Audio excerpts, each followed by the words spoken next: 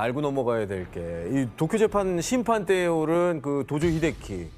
저 사람의 죄목은 뭡니까? 세계 전쟁을 일으킨 ABC 거죠. 다 해당될 것 같은데. 예. 도쿄 재판의 검사 측은 네. 토조 히데키가 태평양 전쟁 당시에 일본군으로 인해 목숨을 잃은 포로들을 묵인했다라고 이제 주장을 하죠. 실제로 태평양 전쟁에서 일본군에게 포로로 잡힌 2만 7천 명의 미군 중에 40%가 목숨을 잃었다라고 합니다.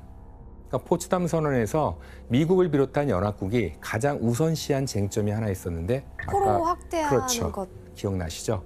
바로 포로 확대 문제였습니다. 그럼 C급이잖아요. 그러니까요. C급밖에 전쟁을 도모하기로 했으니까 A급에서 속하는 거죠. A, B, C 다 해당되는 거죠.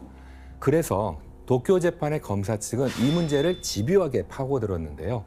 1864년 스위스 제네바에서는 네. 전쟁이라고 해도 인명을 구하기 위한 인도적 활동은 보장하는 국제적 협약을 맺게 돼요. 네. 그건 19세기에 이미 맺게 되는데 일명 제네바 협약이라고 하거든요. 그리고 1차 세계대전이 끝나자 1929년에 그 협약의 내용이 추가가 되는데요. 그 내용을 한번 혜성 씨가 읽어봐 주실래요? 네. 전쟁 포로에게 가능한 구호와 보호 조치를 취하고 비인도적 대우를 하지 않으며 적대 행위가 끝나는 즉시 본국으로 송환한다. 예, 제네바 협약에 따르면 이 협약을 지키지 않을 경우 전범 재판의 처벌 대상이 될 수 있었던 겁니다. 그런데 태평양 전쟁에서 포로 희생자가 많았잖아요. 네.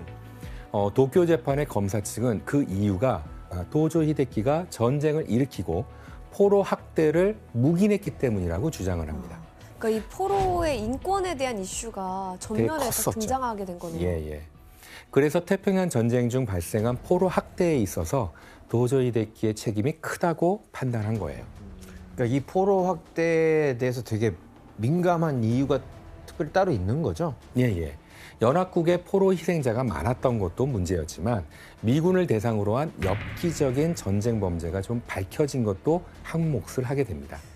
사건이 발생한 곳은 일본 본토에서 남쪽으로 1000km 정도 떨어진 곳에 있는 지치지마 섬이었는데요. 이 섬은 일본 본토를 연결해주는 중간 보급로이자 군사적으로 전략적 요충지였습니다. 그렇다 보니 섬에는 일본군이 주둔해 있었고요. 그러던 어느 날 지치지마 섬이 이 미군의 공격을 받았는데 이에 대항하던 일본군이 미군을 향해 폭격을 퍼붓게 됩니다. 그리고 이때 미군의 폭격기가 격추되면서 비행하던 미군들이 죽거나 바다에 빠지게 되었는데요.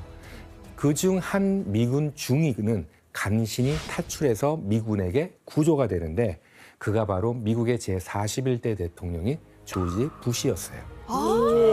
예. 조종사였어요. 부시가 거기서 구출된 거예요? 구출됐었죠. 아빠 부시죠? 예, 아빠 부시. 예. 하지만 포로가 된 미 해군 조종사 8명은 처형당하고 맙니다. 그런데 충격적인 상황은 이때부터 시작되게 돼요. 포로를 잡은 일본군은 군 내부에서 공로를 인정받아 연회까지 열게 되는데요. 바로 이때 일본군 중장이 부하에게 충격적인 명령을 내리게 됩니다. 안주가 부족하니 처형한 미군의 내장을 가져와라 라고 호기롭게 얘기를 한 거죠. 안주가 부족해서 인육을 미군 인육을 내장을 처형한 미군의 내장을 다녀와라. 그러니까 농담스럽게 했다는 거죠. 아니 진시했습니다.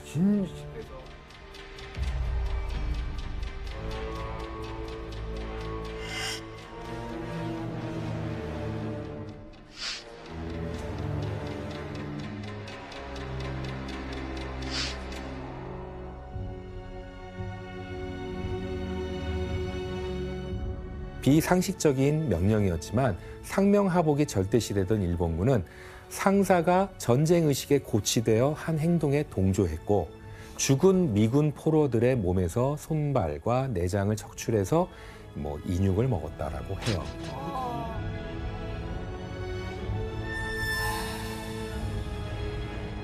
훗날 명령을 내렸던 중장은 포로 살해 그리고 사체 유기죄로 사형을 당했다라고 합니다. 교수님, 그럼 이런 진짜 말이 안 나오는 잔인한 포로 학대가 제일 심했던 곳이 어디예요? 당시 태평양 전쟁의 전선 상황을 보면서 한번 이야기해 보도록 할게요. 1941년 12월 도조 히데키의 야욕으로 침략 전쟁을 일으킨 일본은 진주만 공습 후 불과 6개월 만에 동남아시아와 태평양 일대를 거의 점령하게 됩니다. 그리고 이곳에서 7만여 명의 군인을 포로로 잡게 되는데요. 바로 일본의 해상자원 수송의 길목이었던 필리핀이었습니다. 필리핀.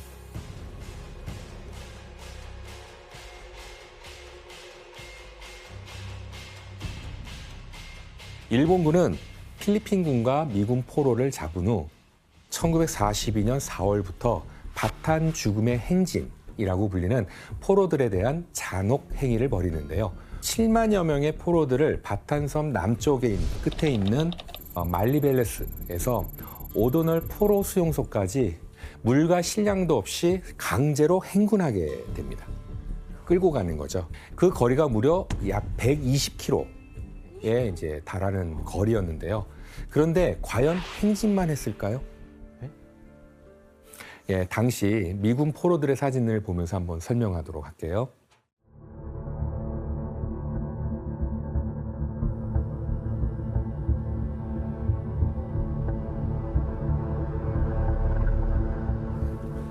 네, 이 사진들은 행진 중 찍힌 미군 포로와 시체들인데요. 대부분의 포로들은 일본군에 대해 아무런 저항도 할 수 없도록 손이 등 뒤로 이렇게 묶여있는 묶여있었구나. 것을 볼 수 있죠.